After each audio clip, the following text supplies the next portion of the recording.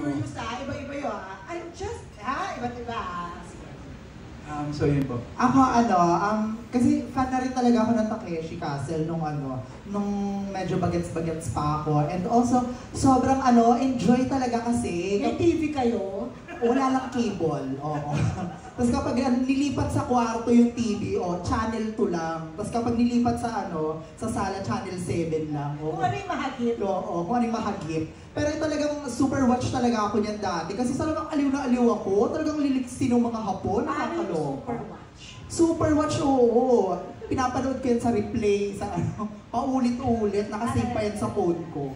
Yan yung atake. Super fan talaga ako yan dati. And ginagawa namin mga barkada yan. Talaga? Yes, nagpe-pretend kami na nasa Takeshi's Castle kami. And ayun, sobrang Pinoy na Pinoy kasi yung atake niya, Paano? di ba? Paano yung ginagaya niyo? Nagpapatuhan kayo? Ganon?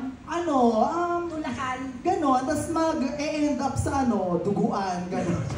Oo, yung isa na nabalian na, ganyan. So siya, ang tawag dito, larong squatter, ganon. In fairness, wala tayong napanood na nabalian or dugan.